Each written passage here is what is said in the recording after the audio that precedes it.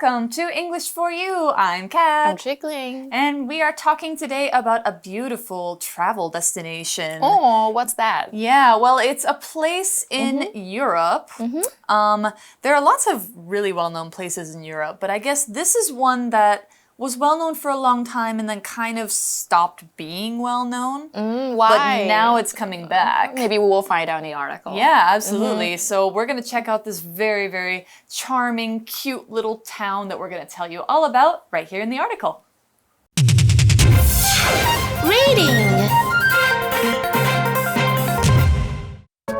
Turn back the clock in historic Karlovy Vary.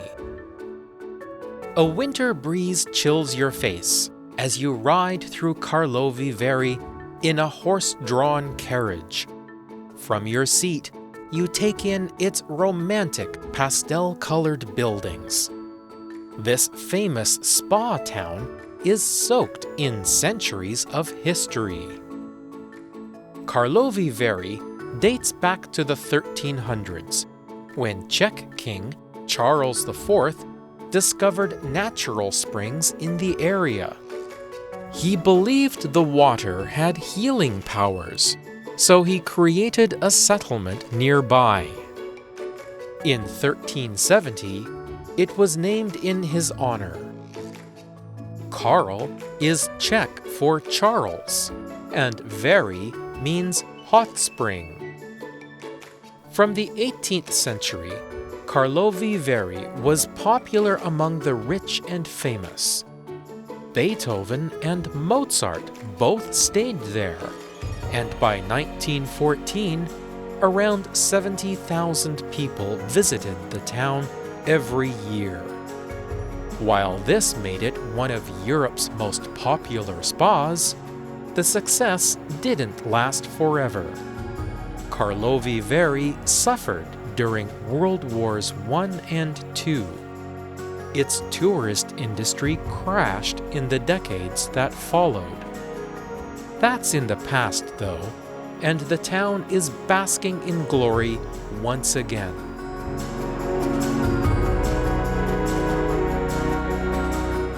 Okay, our article starts off today by describing kind of a scene. Imagine yourself being somewhere. So in this scene, it is winter. So a winter breeze chills your face as you ride through Karlovy Vary in a horse-drawn carriage. Okay, so we're talking about this town called Karlovy Vary. That sounds beautiful. 所以我们来讲这个城镇呢，我们怎么样呢？当你乘坐马车的时候啊，这边出现一个 horse-drawn carriage， 意思就是说被马拉着的车厢、车子，所以我们可以就直接把它翻成马车。所以当你乘坐马车穿过卡罗维瓦利的时候，这一个地方冬日的微风吹着你的脸。That sounds nice. Yeah. So, visiting a European town in the winter, it's all snowy. You're in a horse-drawn carriage. It sounds very romantic. Yeah. Sounds like something out of, maybe 200 years ago. But anyway, so we do have this first vocab word in here. It's chill. And here, chill is a verb. And chill can be a number of different parts of speech. But as a verb, it means to make something cold or make yourself cold. Either, by having the wind blow on it, putting it in ice, or just being in the cold air, or something else that can make something cold, it chills it. As an adjective, if you want to add a Y to it, you get chilly. You say, I'm chilly, I'm a little bit cold. Not super cold, just a little cold. Or if you want to have it as a noun, you can talk about having a chill, or a really common thing to say is a chill runs down your spine, which means you kind of go, ooh, yeah. Or it's also a slang term in a couple of different ways. So if you say like, I'm chill, it means I'm cool, I'm relaxed, I'm okay with anything. Or if you say, hey, do you want to chill later? It means, do you want to hang out? Do you want to spend some time together? All right, so an example for chill, the verb to make something cold, means we decided to chill some cans of soda in ice to make them better to drink on that hot summer day. Alright， 那我们看一下 chill 这一个字 ，chill 在这边是动词哦，就是使什么觉得很冷的意思。那我们常常就说，哎 ，What's up？ 那我们就可以回答 Just chilling，and that means you're not doing anything specific. You're just relaxing and just hanging out. 好，那我们看一下另外一个片，我们可以说 chill out. Chill out. That means to relax instead of worrying. So maybe you can say, I need to chill out before seeing them again. Maybe they did something that sounds like they made you angry. pissed me off. Yeah, so I have to chill out a little bit before I see them. And then chill out, 如果中间有一个横线的话，就是让人放松，所以像是 a chill out area 就是一个 a relaxing place，或者是 chill out music 让人很放松的音乐。I like chill out music. Really? Okay. And we have chill as an adjective. 刚刚老师有讲到，我们可以直接说 chilly， 所以可以说 I felt a bit chilly, so I put on the coat. Yeah, so feeling a little bit cold, but I guess it's quite cold in Karlovy Vary. Yeah. All right, so you're still in the horse-drawn carriage. Let's go back to the scene. From your seat, you take in its romantic pastel-colored buildings. Ooh, so we're getting some images here. So first we're going to talk about what is pastel-colored.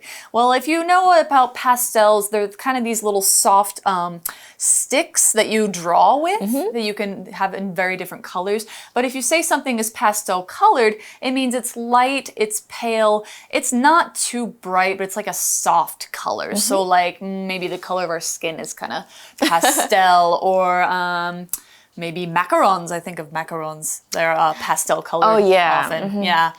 粉粉的淡淡的颜色的感觉。Yeah, so if something's pastel colored, it's probably like, it doesn't hurt your eyes, but it's very light, it's pretty, it's relaxing. And also we describe the scene as being very romantic. 所以我们看到就整个非常的柔和嘛，所以从你座位上可以看到卡罗维瓦利这个很浪漫的然后带有柔和色彩的建筑物。Okay, when we see this adjective romantic, now this is actually kind of a word with a lot of different meanings. So I'm going to tell you about a few of them and how it applies in this article. When you say something is romantic, often you mean it makes you think of love or kind of makes you think of what a perfect view of what life could be like. For example, if you want to say, thinking of love, a romantic candlelit dinner. Like if you and your girlfriend or boyfriend, husband or wife want to sit down, have some candles on the table, have some really nice food and some wine or something, that's considered very romantic. If you're talking about a scene, like some nature scenery with like green grass and flowers, some hills, beautiful weather, blue sky, clouds, pretty colors. That's considered romantic scenery. And this word comes from the word for Romans, you know, people from Rome, because they used to value this kind of thing. And it became very popular in the 19th century when they had the Romance period. This was a time when artists, musicians, writers, and other creative kinds of people were inspired a lot by the beauty of nature. They would paint pictures of beautiful scenes in nature. They would write books about nature, write poems, and the music of the time was very like, wow, this feels very romantic and lovely. So an example sentence for romantic talking about the town would be, well, if you're talking about those pastel-colored buildings and the scenery is very, very beautiful and ideal. So here's an example sentence. Haley's front porch was her favorite place because of its romantic view of the mountains and river. 好，那当然我们来看一下 romantic 这一个字哦。所以 romantic 它就是一个形容词嘛，就是很浪漫、很有情调的。那大家一定很不陌生，因为这个字呢就是 romance 来的。那 romance 就是它的名词，那我们可以把它拿来形容爱情小说的意思哦。那我们就可以说啊 ，She is fond of reading romances，代表她喜欢读爱情小说。So probably this person likes to read stories about people falling in love and you know, being very dramatic about it, like, no, I can't marry you, but you must marry me. Are you a romance lover? Sometimes. It depends on the story. If Okay. it's too cheesy, I might feel kind of sick about it. But I get it. Yeah, it depends. All right. So going out the article, I guess now you can sort of get a picture of what Karlovy Vary looks like. So now we have a little more information about it. This famous spa town is soaked in centuries of history. All right, and we have this verb over here, soak. So to be soaked in something is a phrase that we use. 它就是有沉浸在或者是浸泡在某个地方的意思。所以这个著名的温泉小镇，我们刚刚看到 spa， 哇，他们有温泉哦，沉浸在好几个世纪的历史当中。So it sounds like Karlovy Vary probably has a lot of hot springs, maybe places to relax, and then with all these beautiful buildings, it must be really pleasant to go there. Yeah, so this actually goes back to when the town began and the reason that it was built. So we learned that Karlovy Vary dates back to the 1300s, which is, I guess, about 800 years ago? I'm not very good at math. When the Czech king, Charles IV, discovered natural springs in the area. Okay, so Czech here is talking about what?捷克, right? Yeah, 捷克. Yeah. So this country in Middle Eastern Europe. Yeah, where they had a king at the time, and he discovered this place. So the town dates back to this time. Dates back to means it begins at this date mentioned after, which is the 1300s. And you can also say it goes back to this time. And we're talking about when it began, when the town was built. Alright, 所以 date back to 这一个片语，它就是追溯到过去某个时期的意思。那我们再找另外一个句子哦。The castle dates back to the 15th century. 所以这个城堡呢，起源于15世纪。And we also have another word, discover, right? Yes, in that discover. sentence. So he discovered some hot springs. So discover here is a verb that means to find something. And often it means to find something you weren't looking for. And usually it's something interesting, it's something important. It could be good or bad, but in this case it's good. It's a little bit different from uncover. You have discover and uncover. When you uncover something, you find something that was hidden. But when you discover something, it's like finding something that's new to you or new to most people. Now, discovery is usually exciting, like finding hot springs in your kingdom. That's pretty exciting. That's a pretty cool thing. Now, here's an example sentence for discover. The researchers were excited when they discovered the grave site of an ancient king in the old city. That would be a pretty exciting discovery. Right. 所以我们看到 discover 这一个动词啊，它是发现啊，找到一件事情。那我们再造一个句子 ，He discovered a flaw in the ship's design。代表他发现，这个船的造型好像有一个瑕疵哦。那我们再看一下 discovery，discovery 就是 discover 的名词 ，so discovery means the act of finding something that had not been known before，也是一样，差不多的意思，也是发现。寻找到某个东西的这件事情的意思。那我们直接找一个句子。Many scientific discoveries were made by accident. 所以我们知道说 ，this town, 卡罗维瓦利这个 town， 它可以追溯到13世纪的时候。那时候的捷克国王呢，查理4世在该地区就发现了天然温泉 ，which is a really good thing. I mean, people could get to relax, absolutely. If I were a king and I had a kingdom and I discovered that I had hot springs in my kingdom, I would probably build a town there too.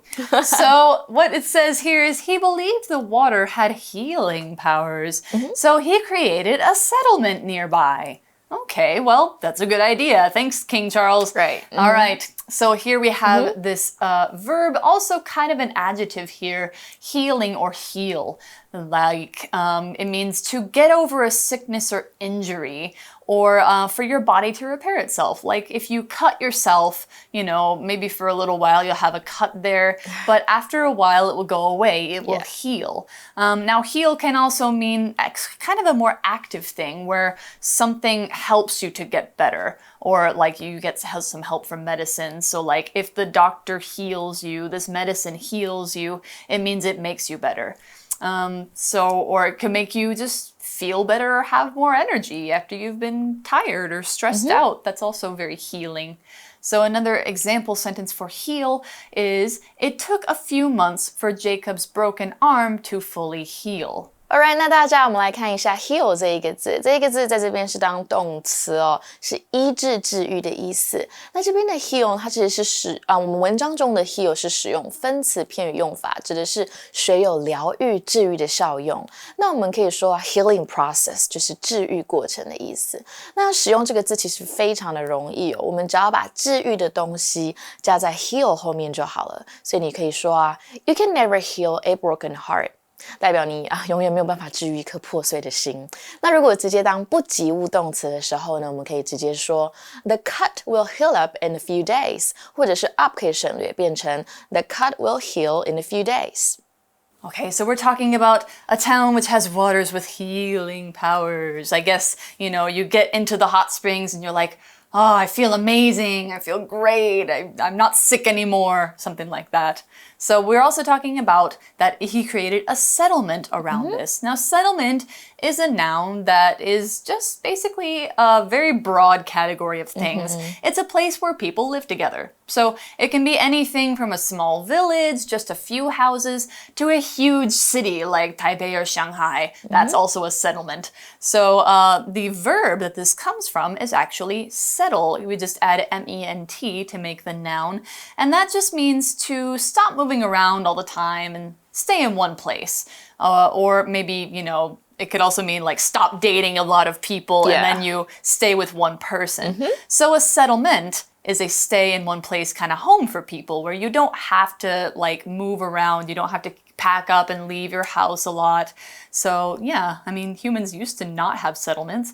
So now most of us live in settled places. So an example sentence for this would be, the first human settlements were made when people learned how to farm. OK， 那我们看一下 settlement 这一个字，它就是定居点、村落。那 settlement is a noun， 我们刚刚老师有讲到嘛，就是这个 settle 这个字来的。And we have this phrase settle down, which means to become familiar with the place or to start living in a place where you intend to stay for a long time, usually with your other half. Yeah. Or it can also mean to become quieter. Yeah, settle down. Gosh. Yeah. 所以跟伴侣定居，刚刚老师都有提到安定下来，譬如说。He said it's about time for him to settle down and get married. A lot of people do that. Right. 那平静下来，我们刚刚有讲到嘛，譬如说 before speaking, she waited for the audience to settle down.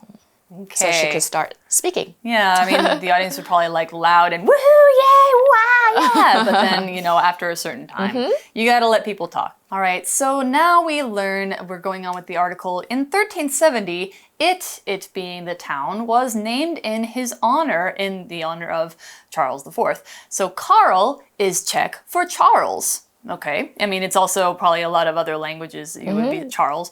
And Vari means hot spring. 所以我们知道说 Vari 这些就是温泉的意思 ，hot springs 就是温泉。Wow. Okay. Do you like hot springs? I do, yeah, but mostly when it's not too hot outside. Okay. Yeah, so I guess the town is basically named King Charles Hot Springs. Yeah. Okay, that's cool. All right, so going on with the article, from the 18th century, Karlovy Vary was popular among the rich and famous. Okay, 所以我们知道这个地方可能是有钱人跟比较著名的人。Only rich people or famous people can go there, right? Well, maybe, Does yeah. that mean, Or I don't, yeah. Maybe only, the rich and the famous can afford to stay in like the really nice hotels and really nice hot springs. Okay, so we actually learned an interesting fact here. Beethoven and Mozart both stayed there. Wow. Yeah, and by 1914, around 70,000 people visited the town every year. Now, if you guys don't know who Beethoven and Mozart are, I'm sure you've heard their music. Both of them are very famous composers. Beethoven did dun dun dun dun. Everybody knows about them. That's his Fifth Symphony. And Mozart, of course, did A Little Night Music. Yeah, they were both German composers, or Austrian, I think. Maybe Mozart was Austrian. 就是贝多芬跟莫扎特。Yeah. Beethoven and Mozart. Yeah. Right. So of course, they were the rock stars of their time. They were among the rich and the famous. Yeah. Yep. Definitely. So they definitely would have gone to Karlovy Vary for some relaxation. Now, the article says, while this made it one of Europe's most popular spas, the success didn't last forever. Oh, dear. 好的，我们来看一下 while 的用法。那 while 有分几个用法，我们先看第一个。如果把 while 放在句首或者是句中，表示而怎么样的意思，或但怎么样的意思，来表示前后子句的对比。那语义跟 but 还有 whereas 差不多意思。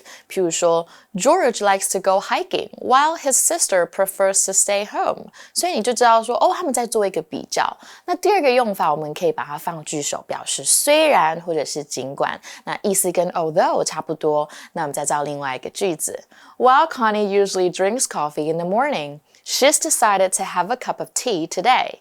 好，我们这边呢这个 while 其实就可以在句首改成 although， 就会变成 Although Connie usually drinks coffee in the morning, she's decided to have a cup of tea today. 那第三个用法呢，我们也可以做当什么什么的时候。去引导时间副词子句，那常跟进行式连用哦，语义跟 during the time that 差不多，可以放在句首或者是句中。那么再造另外一个句子 I like to read a book while my clothes are in the washing machine. So why didn't Carlo Vivari's success last? Well, we find out that Carlo Vivari suffered during World Wars I and II. Its tourist industry crashed in the decades that followed. Yeah, all right, that's so we found out why. Yeah, not great. So yeah, of course, war changes a lot of things. So its tourist industry was one that did change. Tourist here is a noun, although it could function as an adjective since it's going before industry, a noun. A tourist is a person who goes somewhere to visit, see the sights, spend their money on shopping, eat local food, basically to go somewhere on a vacation.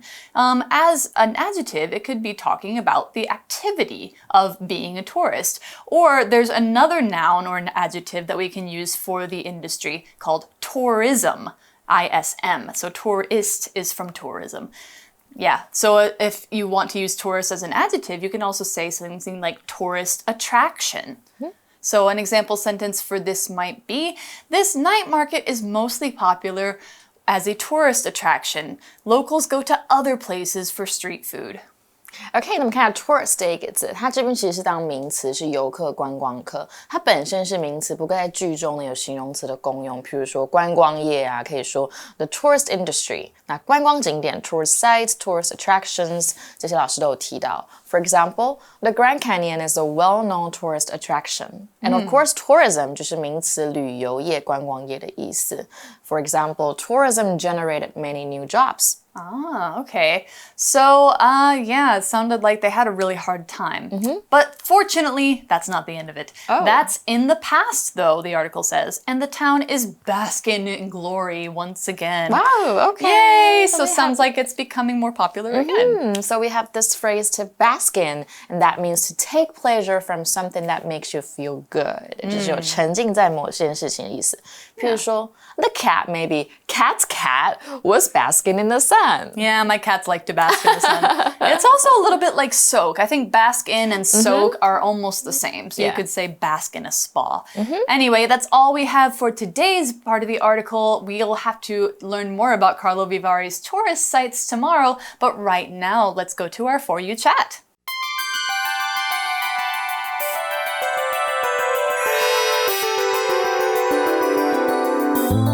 For You chat. Okay, our For You chat question for today is a little bit of a related topic. It's not about Carlo Vivari, but it's about the hot springs.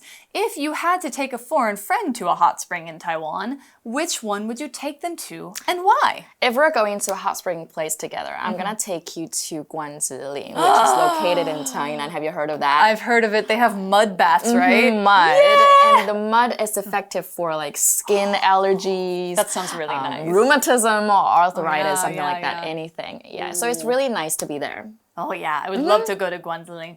Well, you guys are about to get a treat in day 2. We're learning more about what you can do in Carlo Vivari and what you can see. But for now, we have to say goodbye. We'll see you tomorrow. Bye! Turn back the clock in historic Karlovy Vary. A winter breeze chills your face as you ride through Karlovy Vary in a horse-drawn carriage. From your seat, you take in its romantic pastel-colored buildings. This famous spa town is soaked in centuries of history. Karlovy Vary dates back to the 1300s, when Czech king Charles IV discovered natural springs in the area. He believed the water had healing powers, so he created a settlement nearby. In 1370, it was named in his honor. Karl is Czech for Charles, and Vary means hot spring. From the 18th century, Karlovy Vary was popular among the rich and famous. Beethoven and Mozart both stayed there, and by 1914, around 70,000 people visited the town every year.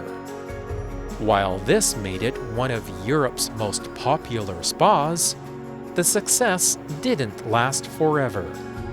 Karlovy Vary suffered during World Wars I and II. Its tourist industry crashed in the decades that followed. That's in the past, though, and the town is basking in glory once again.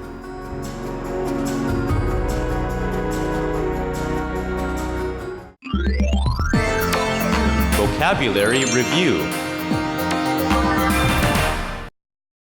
Chill. The wine wasn't cold enough, so Thomas chilled it in the fridge. Romantic. Italy is known for its romantic countryside, which has appeared in many classic novels. Discover. At the back of the temple, Travis discovered a secret door that led to a hidden room. Heal. The magician used his powers to heal the man's wounds. Settlement. At the bottom of the mountain, there was a small settlement with a few houses and a church. Tourist. This town is popular with tourists, and hundreds of them come every day. 智慧小补帖 Pastel-colored. Spa. Soak. Bask in something.